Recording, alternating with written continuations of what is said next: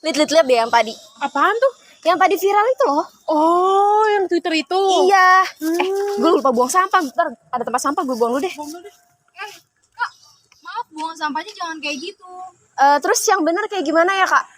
Jadi, pemilahan sampah yang benar itu, sampah plastik yang di sini kita ambil, kita buang, dipisah, dan ini yang ada makanannya, diikat, terus baru dibuang. Oh, begitu. Aku baru tahu sih kok kayak gitu. Oke deh, makasih ya. Nah, sekarang kan kakaknya udah ngerti cara buang sampah dengan pemilahan sampah. Sekarang ikut kita yuk ke TPS pengolahan sampah di TPS Rawasari. Oke, boleh. Yuk.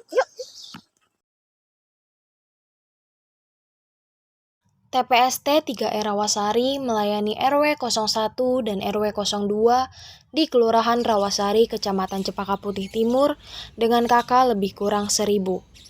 Tak hanya itu, pada proses pengambilan sampah ini juga mengambil sampah di toko aneka buah di daerah Cempaka Putih. Pengangkutan sampah dilakukan 2-3 hari sekali antara jam 7 sampai dengan jam 11. Tim penelitian pun mengikuti proses pengangkutan sampah yang dilakukan saat itu.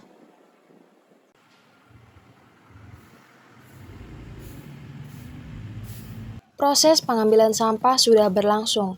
Dapat dilihat bersama wadah sampah yang digunakan oleh warga untuk membuang sampahnya sehari-hari cukup beragam, seperti tong plastik, drum seng, bak yang disemen, ember plastik, dan kantong plastik. Namun, sebagian besar wadah sampah yang dipakai, 50,6%-nya berupa drum dan tong plastik. Hal itu dikarenakan tong maupun drum gampang dipindah-pindah dan tidak permanen sesuai dengan lingkungan jalan yang sebagian besar berupa gang yang tidak terlalu lebar dan tanpa trotoar. Kapasitas olahan sampah yang diambil mencapai 2-4 ton per hari. Setiap proses pengambilan sampah dilakukan penimbangan oleh tim pengangkut sampah dari TPST 3R Rawasari.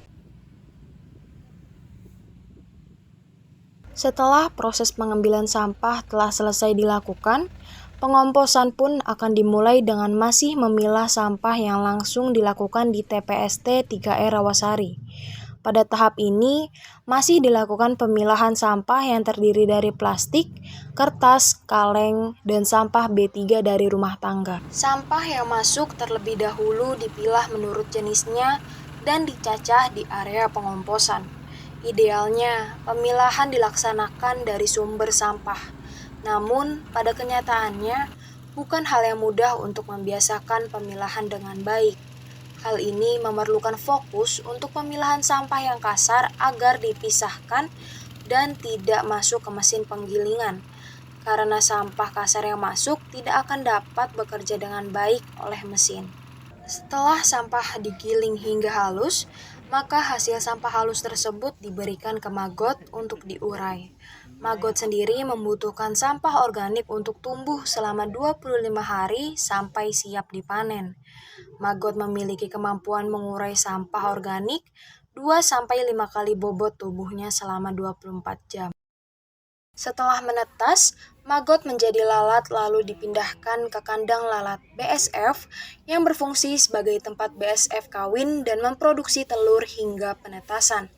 Kandang ditutup kawat atau kasa dan diletakkan di tempat yang terkena sinar matahari. Dan disediakan juga air untuk maggot karena maggot yang sudah menetas menjadi lalat merupakan lalat bersih yang hanya mengkonsumsi air saja.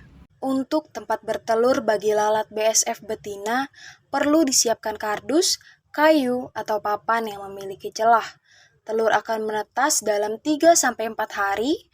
Maggot yang sudah menjadi prepupa maupun bangkai lalat BSF masih bisa dimanfaatkan sebagai pakan ternak karena kaya protein. Kepompongnya juga bisa dimanfaatkan sebagai pupuk, sehingga dalam proses budidayanya tidak menghasilkan sampah baru.